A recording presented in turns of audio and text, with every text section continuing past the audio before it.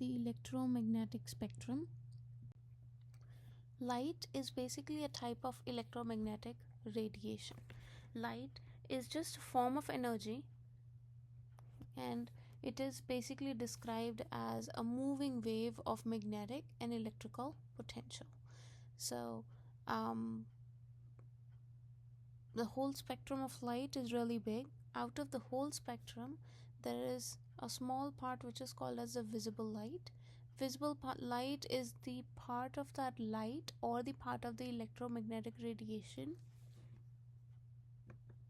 that is visible to human eyes. That is something that we can see. Light is refracted through a prism. So if we take light, for example, right here, if you take a source of light and that light is passed through a prism is basically something like this, what is shown in the picture. It's like a glass object. As it is passed through a prism, the light gets refracted and it splits apart into different colors. All different colors, which is basically the colors of the rainbow, those are visible when the light is split apart by passing it through a prism. Now, to understand light, there are multiple properties of light. Light is basically like a wave. And what is a wave? Wave is what is shown here in the picture. So a wave is something like this. It has some high points, then it goes to the low points, and it goes back to the high points and low points. That is called as a wave. The high points are called as crest, and the low points are called as troughs. The distance between any two high points or any two low points, like here, this distance is called as the wavelength of the light or wavelength of the wave. It is basically distance between any 2 points that are repeating themselves. Okay, for example, if we look at this wave, you can start from the high point up until the next high point. This would also be called as wavelength. Okay, or if I just focus on this point, and when it repeats again, let's say it comes back here, it starts repeating again. So this point and this point, this distance is called as wavelength. This would always be same because of wave is basically a repeating pattern, right? So any 2 points that are repeating,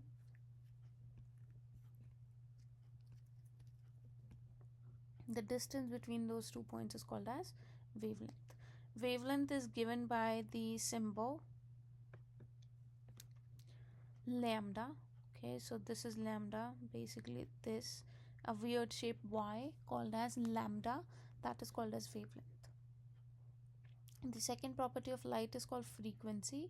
Frequency is basically the number of waves that can pass a given point per second.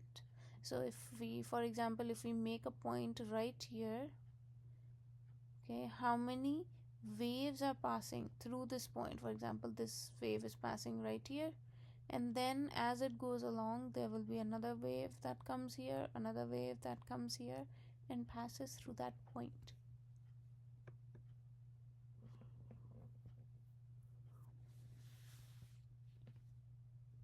So the number of waves that basically pass through this given point in 1 second is called as frequency. The unit that is used for frequency is either second inverse or hertz. Just remember, 1 hertz is actually equal to 1 second inverse. So it's not, numerically they are not very different, it's just a different unit. Okay, now the wavelength and frequency are related to each other. How are they related to each other? By this formula. So know this formula, C is equal to lambda times mu, or mu lambda. What is C here? C here is the speed of light, which has a fixed number. We know it's 3.00 times 10 raised to power 8 meter per second. So that is the most commonly used unit and the most commonly used value for speed of light. That is C. C is equal to lambda, which is again wavelength, and times mu, which is again frequency. Okay, so this is wavelength times frequency gives us speed of light. Now to understand frequency, For example, if we have these two waves that we're comparing, there's a wave that's on the top and there's a wave that's on the bottom, right? So this wave is basically a slow wave. Kind of assume that you have a one rope. If I take a very tight rope and I tie it on one of the ends and I basically just jerk kind of on the other end, I kind of move it around from this end, what would it create? It would create kind of like a wavy pattern that goes up until here, right? So just imagine doing that. If I'm doing this slowly, meaning my wave has a very is traveling slowly, then it would have a very easy going wave. Okay, for example, like this is like a slowly moving wave. It kind of feels like it's very slowly moving. So this is called as low frequency wave, but because it's a low frequency, the wavelength here is pretty high. So it has a longer wavelength but lower frequency. Okay, and the third term that is usually used is energy. So this is low energy wave. So just remember that when we talk about wavelength, frequency and energy, wavelength is inversely proportional to frequency. So if wavelength increases, the frequency decreases. If wavelength decreases, the frequency increases. And same is true for energy. So if wavelength is high, the energy would be low. If the wavelength is low, the energy would be high. For example, now if I take again the same rope that was tied to one corner and I basically use a very lot of energy and I kind of shake it, the wave would go a lot faster, right? So this is very high energy wave where the wave length, which is a distance, is smaller, but there's lot of waves that are passing through a given point in 1 second. So that basically tells us that the wavelength is small but frequency is high and energy is high. So just remember the relationship kind of between wavelength, frequency and energy. Wavelength is in one direction, energy and frequency are in the opposite direction.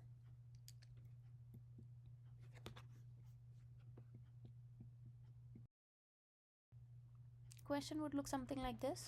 Calculate the wavelength of light. So I have to find what is lambda. That corresponds to a frequency of these many per second. So this is given to me as mu. Report your answer in the units of nanometers. So what's given to us is wavelength. What the question is asking, frequency. Do we know of a relationship between wavelength and frequency? C is equal to mu times lambda. I have to solve for wavelength, so I'm going to try and isolate wavelength from here. So I divide by mu on this side, it cancels out, I'm left with lambda, which means I should also divide on the other side with mu, which means lambda is C over mu. C value is always given to you in question. You do not have to memorize it. 3.00 times 10 raised to power 8 meter per second divided by frequency is given to us 7.30 times 10 raised to power 14 per second. So per second and per second cancels. We are left with a final answer in meters. Okay, so you will see how many meters that is, and that would be a wavelength. The important thing is to work with units. Remember, the unit of C, you cannot change it. It is meter per second because it's a fixed number. Okay, so the C is always given to you as 3.00 times 10 raised to power 8 meter per second, which means your frequency should always be in second inverse. Okay, and your wavelength will always be in meters in this case. Okay, these are the units that I used. The question is asking nanometers here, so we will take our number for meters and we'll convert it into nanometer. So meter to nanometer, we remember the conversion factor is 1 nanometer is 10 raised to the minus 9 meter. So you'll take your meters, whatever we get, multiply it with the fraction. Who goes in the bottom is meter, 10 raised to the power minus 9, and what goes on top is 1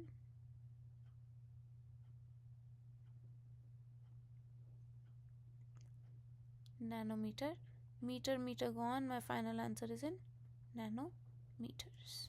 Okay, so if you plug all of that in, your final answer comes out to 411 nanometers.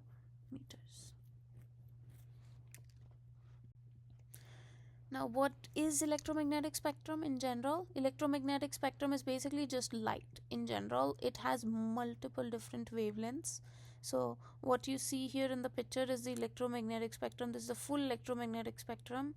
This number right here, these numbers right here tell you what's the wavelength of light. So, this is 10 raised to the power 1, 10 raised to the power negative 1, 10 raised to the power negative 3. It goes up until 10 raised to the power negative 13.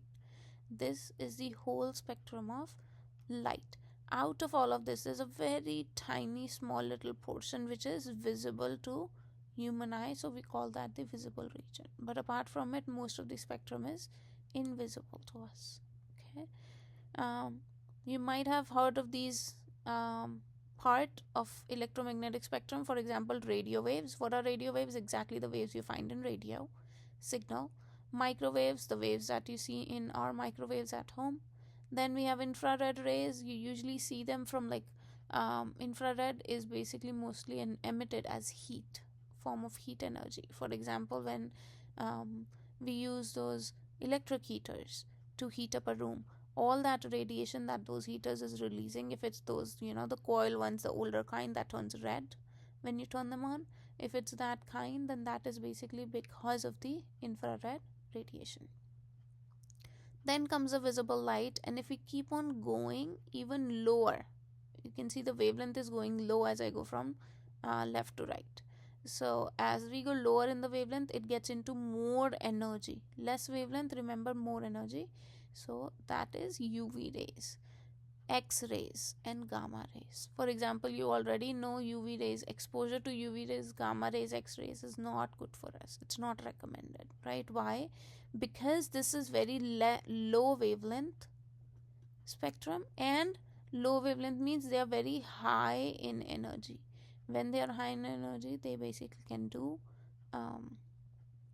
harm to our body, to our cells. They can harm some of the chemical reactions occurring. So that is why exposure to UV rays, X-rays or gamma rays is not recommended. But basically this tells you the lower the wavelength side has more energy, and the higher wavelength side has less energy and is more prevalently used around us.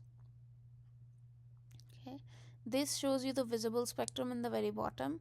From the visible spectrum mostly goes from around 300 to 350 nanometer to 700 nanometers. Okay, and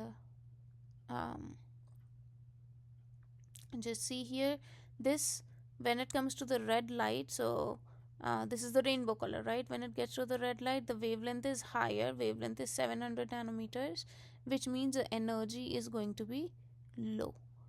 As you go towards the right side, the energy, the wavelength is going down.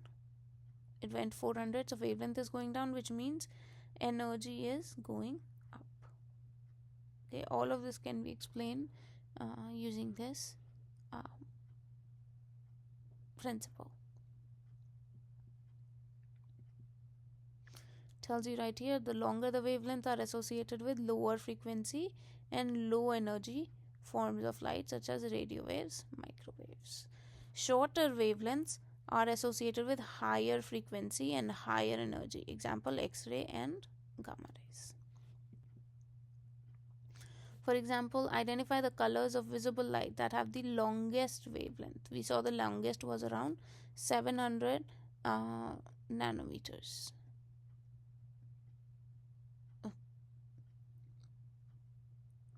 Then the question is asking which one's highest frequency. As long as you remember wavelength, remember frequency. If I want high frequency, that means I'm looking for low wavelength. Which one's low wavelength? The visible region, the color is going to be in the blue region. Sorry, the color for the first one is going to be the red, in the red region. Which one has highest energy? Same thing, high in energy meaning it's less in wavelength. Less in wavelength again is blue. Photoelectric effect, another term that we'll have to learn about. We'll very briefly look into it. You don't have to know too much details about it. What is photoelectric effect? Photoelectric effect is the effect that arises because the light because light can behave like a wave, and it can also behave like particles. So when you look at light, when people looked at light, it looked like it is a wave, but at the same time, some of its properties are like as if it's a particle. Okay, what does that property mean? If you take a lot of light and you shine that light on a piece of metal, on a metal surface, for a very high energy light, after some time, what would happen? You might notice some electrons jumping out of the uh, surface. That is called as photoelectric effect. What is important for this? You need a very high amount of energy, right? And that would give you the electron ejection from the surface of metal. Okay, which also kind of just is a terminology that is more commonly used. Okay, and another thing that is more commonly used is photon, another term. So if you see photon, photon basically is same as light.